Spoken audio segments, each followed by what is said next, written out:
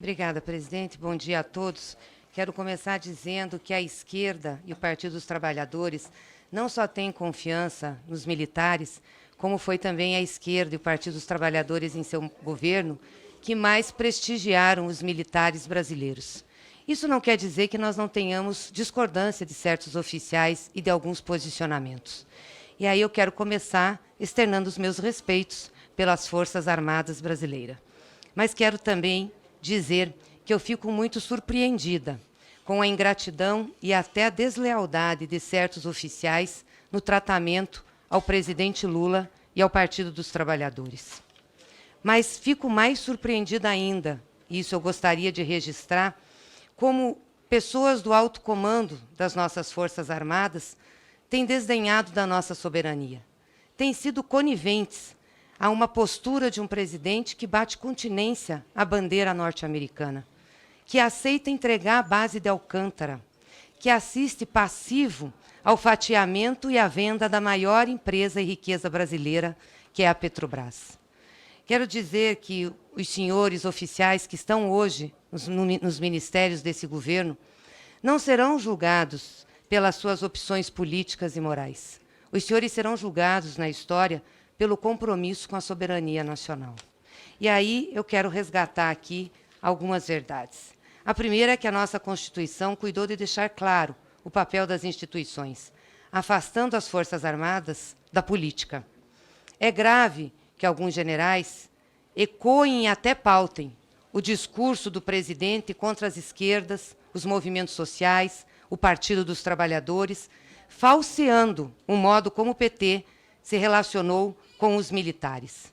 Isso ficou externado na sua fala grosseira e até destemperada, general Heleno, naquele café da manhã no Palácio do Planalto.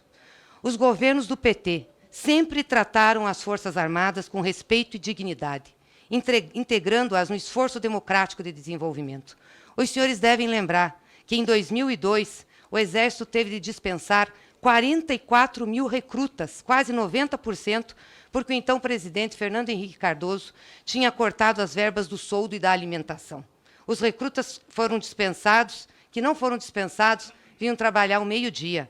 Faltava rancho. Os cabos e os sargentos não tinham dinheiro para comprar botas. A partir de 2004, isso se reverteu e teve uma recuperação do soldo dos militares com aumento reais. Os generais, graças ao governo de Lula e Dilma, tiveram um aumento real de 32,7% sobre a inflação, e os capitães de mais de 50%, isso fora os adicionais. As tropas antes que estavam desmoralizadas e mal treinadas, que eram utilizadas para reprimir o povo, como foi no governo tucano, quando invadiram as 5 refinarias da Petrobras para acabar com a greve dos petroleiros, quando fizeram ocupações em Curionópolis, Eldorado do Carajás, sul do Pará, foram convocadas pelo presidente Lula para defender o povo, o território, a soberania nacional. Esses são os valores inscritos na Estratégia Nacional de Defesa, que foi lançada em 2008, com um rico diálogo entre os militares e atualizada em 2012. Para cumprir esses objetivos, o orçamento da defesa do nosso país passou de 33 bilhões para 92 bilhões nos governos do PT. O Brasil, um país que há 150 anos não tem conflitos de fronteira, passou a ter a 11ª posição em investimentos militares no mundo. Contratamos o satélite geoestacionário de defesa e comunicação. E, ao invés de servir como cossacos contra os trabalhadores, as Forças Armadas foram convocadas nos nossos governos para tarefas de alto prestígio, como o comando das Forças de Paz no Haiti, em que o senhor participou, e no Líbano. E, além disso, vários outros investimentos foram feitos no nosso governo. Presidente, queria dizer, questão de senhor ordem. presidente, Questão de eu ordem. já estou terminando. Questão de ordem. Está assegurada a palavra à deputada Gleisi Hoffmann. Quando ela terminar, Vossa Excelência faz a questão de ordem sem problema nenhum, coronel. Ok, também. Obrigado, senhor presidente. Nós iniciamos nos nossos governos a construção do submarino nuclear, dos submarinos convencionais, navios patrulha e mísseis antinavios. Renovamos a frota de helicóptero, investimos 4,5 bilhões para a Embraer desenvolver o cargueiro KC-390, um sucesso mundial, e contratamos os caças Gripen. escolhidos pela aeronáutica, com critérios técnicos, com transferência de tecnologia. Fizemos muito junto com as Forças Armadas. Defendemos o nosso território e a nossa Amazônia. Eu gostaria de saber, presidente, depois da democracia... questão de ordem aqui não eu é, gostaria esse de momento saber, não é momento de fazer...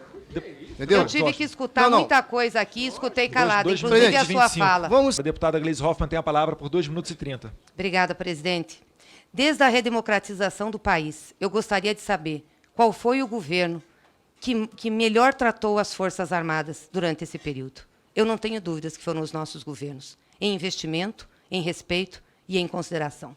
Por isso eu não consigo entender por que tanto ódio, por isso eu não consigo entender a perseguição, por isso eu não consigo entender a ingratidão em relação ao presidente Lula e aos governos do PT. Não adianta dizer que é corrupção. Aliás, a situação da corrupção imputada a Lula e ao PT começa a ser desvendada pelas revelações da Lava Jato, pelas atitudes que o atual ministro Moro tinha como juiz, com o então acusador Deltan Dallagnol. Isso sim, envergonha o nosso país como Estado democrático de direito. Envergonha internacionalmente. Como a justiça pode ser objeto e uso para perseguição daqueles que são, não inimigos, daqueles que são os que disputam na política. Lamentavelmente, é isso que nós estamos vivendo no Brasil. Por isso eu gostaria muito de entender por que esse ódio. Eu tinha que fazer esse restabelecimento da verdade por tudo que eu ouvi nessa comissão, por todas as coisas que aqui foram faladas e pelo ataque que o Partido dos Trabalhadores teve. Mas eu desafio qualquer um aqui a me dizer em qual outro governo as Forças Armadas contaram com tanto prestígio e respeito como contaram nos governos do PT. E, para encerrar, eu quero fazer 3 perguntas sobre o tema que o senhor veio aqui responder. Já se sabe, gostaria de saber se os senhores já sabem, se a droga apreendida no avião da FAB seria entregue na Espanha ou em Tóquio. Se os 39 quilos de cocaína eram de cocaína ou de pasta de coca. O vice-presidente general Mourão afirmou em entrevista que, pelo volume da droga, haveria conexões. Já foi identificada alguma conexão no Brasil ou no exterior? É isso. Obrigada, senhor presidente. Prefeito.